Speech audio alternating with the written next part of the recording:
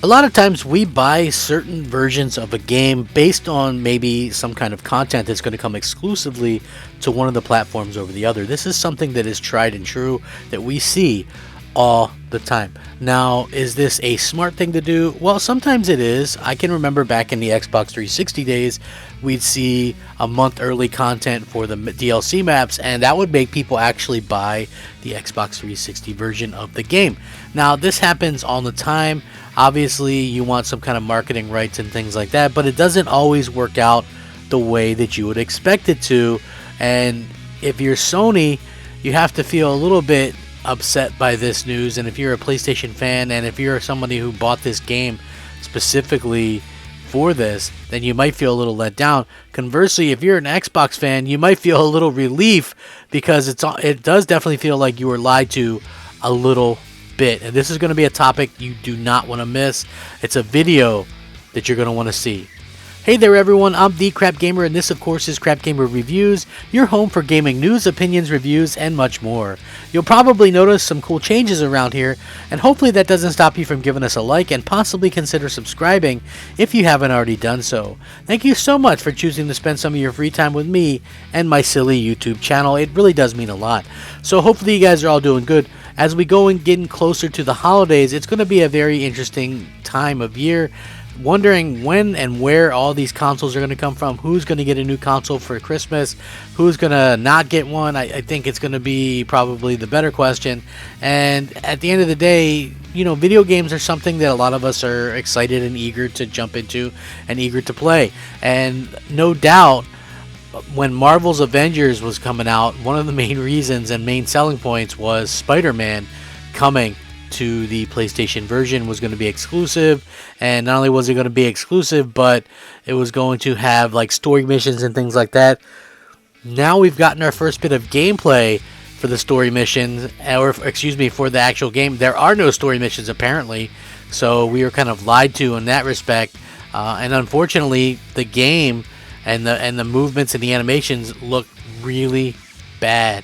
So I'm going to link this and you guys can check it out. On November 30th, SpiderMan is going to be making his way into Marvel's Avengers, if you're playing on PlayStation, that is. Recently, IGN got a chance to spend 2 hours hands-on with the Crystal Dynamics' latest platform exclusive addition to the roster, and see everything the web slinger has to offer, and came away looking forward to using his abilities, but a little worried about what it is you'll actually be doing with them. So Peter Parker's introduction to Avengers is slightly different to previous DLC characters Hawkeye, Kate Bishop, and Black Panther, called a hero event instead of an operation. Spider-Man doesn't have his own story missions, but instead feels more akin to a character joining a hero shooter roster. He's an ability-stacked friend who's actually good company to the dinner party, although one who didn't want to bring a dish. So yeah, that's a very interesting kind of analogy, and it doesn't really lead you with much hope for this actually. So very strange to say the least. As with every other Avengers, Spider-Man comes complete with his own unique moveset and slots right into the frantic action. With a combat style largely centered on quick evades, perfect dodges, and quick-fire melee attacks, he plays somewhat similar to more nimble Black Panther, while a lot of his strikes are your standard punches and kicks.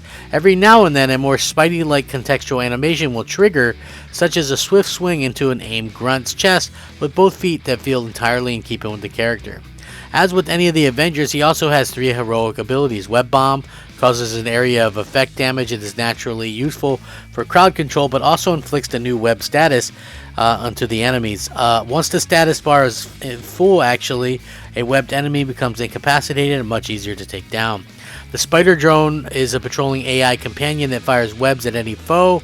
Lastly is Spider-Man's ultimate ability, the Wrecking Ball, effectively a giant ball of webs that smashes down onto the ground to damage anyone near it.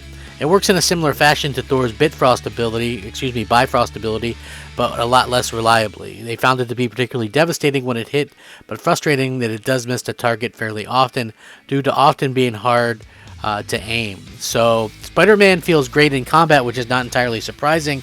Hero design has never been Marvel's Avengers problem. The same sadly can't be said for how it feels to play as Spider-Man outside of a fight.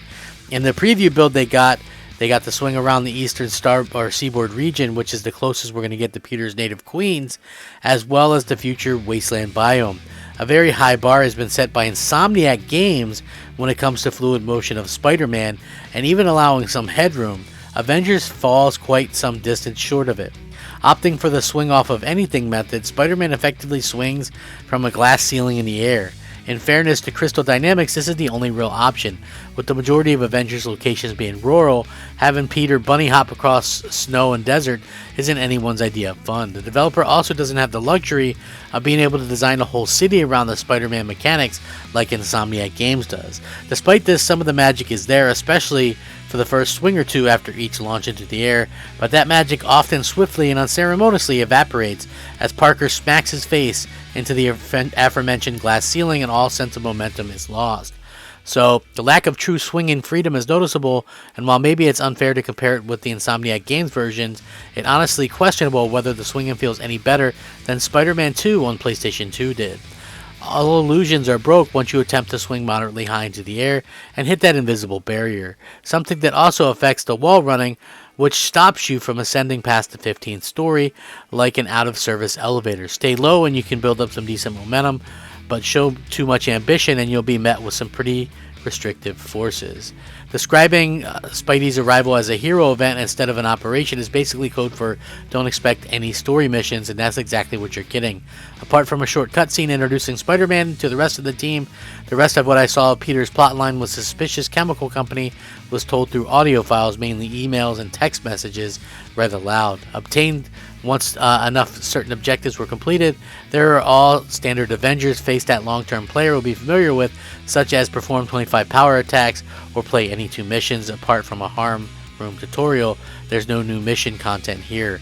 Although the long-awaited Claw raid will be dropping the same day, that will of course require you to spend dozens of hours leveling up Spider-Man first if you want to use him like that. The lack of content is definitely frustrating, and those expecting a new set of Spider-Man story missions to play will be left disappointed. He's voiced by Sean Chiplock, but he's not really given that much to do outside the minimal cutscenes, etc., etc., and he's got a lot of costumes and things like that. There's around 40 suits available to purchase with premium currency, but again, this is disappointing because we were promised story missions specifically, so you sort of wonder what the deal is with that, and why would anybody be okay with that? Okay, like, listen, I understand that Avengers isn't the best game ever. I totally get that. For me personally, I like Avengers. I own it on Xbox and PlayStation, but the reason I bought it on PlayStation at first and at launch was because the Spider-Man stuff. They did say he was going to have his own story arc and that kind of stuff. That's a direct quote from them. I don't understand why there wouldn't be more of the kind of this, information. To me, it just doesn't make sense. And why in the world would they not have some kind of story or something? It's just like, it boggles my mind when we see like lackluster things like this. It's frustrating to say the least. I do hope that they, fix it, and that they actually go out there and, do something. I don't know. Maybe that game is just too far gone. But yeah, it's just not a great thing. And you know what? I think that for me personally, it's really frustrating because I wanted this game to be good. I loved, obviously I'm a big fan of Guardians of the Galaxy. I feel like if this game would have been just a single player game, it probably would have been received so much better and would have been so much better. And, it's just unfortunate that it's not really that way right now. So with that being said, I'm going to link this in the description. You guys can check it out. Let me know what you think, and if you do enjoy the content, please consider liking, subscribe if you haven't already done so. I would very much appreciate it. You guys are amazing. God bless. Rack 'em up, fact 'em up, Crapgamer 'em up. Crapgamer out.